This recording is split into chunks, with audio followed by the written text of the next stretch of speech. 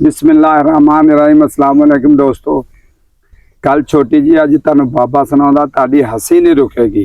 कल बड़ी मजेदार है, तो कल जरा सुन के चलो बाबा जी। बूढ़ी माई सी, एक बूढ़ी माई। अच्छा, और टुੱਟੜ जी एक हैगी सी, ओदा बैण नू जगह नहीं सी, ओ छपरी जी बनाई सी ओने। अच्छा, भी छोटी जी छपरी बना के बैठी सी। छपरी बना के बैठी थी। हाँ, ओदे बैठी थी, मीह पैन लग पिया। अच्छा, ओ माया चोन लग पई छपरी जी। हाँ, नाल सी शेर आन के कंध नाल लग गया। आ बारिश तो डरदा। बारिश तो डरदा कंध नाल लग गया। हाँ, ओ बूढ़ी आदिया ना मैं डरा किसी शेर कोलों, ना मैं डरा किसी बड़ा कोलों, मैं ते डरनी है टबके कोलों। आ जेड़ा उत्थों पैंदा है, जेड़ा उत्तों पैंदा सी छत चोंदी। हाँ, जो चोंदी सी ना छपरी, पे टबका हट जाए किते। हाँ, ओ शेर आंदा भैन चोद कोई यहो जी बड़ावा, ना शेर तो डरदी आ ना किसी बड़ा तो डरदी आ, ये डरदी आ टबके कोलों।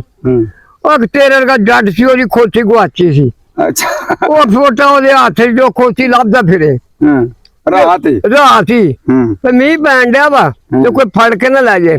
ਉਹ ਜੋ ਆਇਆ ਨਾ ਤੇ ਵੇਖਿਆ ਜੋ ਕੰਧ ਨਾਲ ਲੱਗਾ ਭੈਣ ਜੋ ਸ਼ੇਰ, ਉਹਨੇ ਦੋ ਮਾਰੇ ਉਹਦੇ ਲੱਕ ਜਦੋਂ ਉਹਨੇ ਕੰਨੋਂ ਫੜ ਲਿਆ, ਸ਼ੇਰ ਆਉਂਦਾ ਜੀ ਧੀਰ ਜਾਓ ਜਿਹੜੇ ਆਉਂਦੇ ਨੇ ਟਬਕਾ। ਮਾਂ ਡਰ ਗਈ ਟਬਕੇ ਕੋਲ, ਖਰੇ ਟਬਕਾ ਹੀ ਉਹ ਆ ਗਿਆ ਵਾ। ਉਹਨੇ ਕੰਨੋਂ ਜੋ ਫੜਿਆ ਤੇ ਲੈ ਗਿਆ ਧੂ ਕੇ। ਉਹਨੇ ਸਮਝਿਆ ਖੋਤਾ ਵਾ, ਉਹਨੇ ਸਮਝਾ ਮੇਰਾ ਖੋਤਾ। ਉਹਨੇ ਜਦੋਂ ਜਾ ਕੇ ਬੰਨ ਕੇ ਨਾ ਦਿਨ ਚੜਿਆ ਤੇ ਉਹਨੇ ਆਖਿਆ ਮਾਰ ਭੈਣ ਦੀ ਆ ਗਿਆ, ਤੇ ਸ਼ੇਰ ਸੀ ਢੀਡਾ ਚੁੱਟ ਕੇ ਤੇ ਖਾ ਨਹੀਂ ਗਿਆ ਮੈਨੂੰ। ਮਾਰਾ ਮਸਾਂ ਬਚਿਆ ਭਾਈ।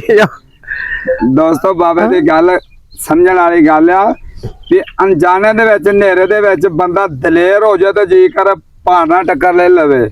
ਉਹ ਅਗਰ ਪਤਾ ਹੁੰਦਾ ਇਹਨੂੰ ਸ਼ੇਰ ਆ ਤੇ ਉਹਨੇ ਕਦੀ ਵੀ ਹੱਥ ਨਹੀਂ ਪਾਉਣਾ, ਉਹਨੇ ਲਾਗੇ ਨਹੀਂ ਸੀ ਲੱਗਣਾ, ਲਾਗੇ ਨਹੀਂ ਸੀ ਲੱਗਣਾ। ਐਵੇਂ ਹੀ ਆ ਨਾ।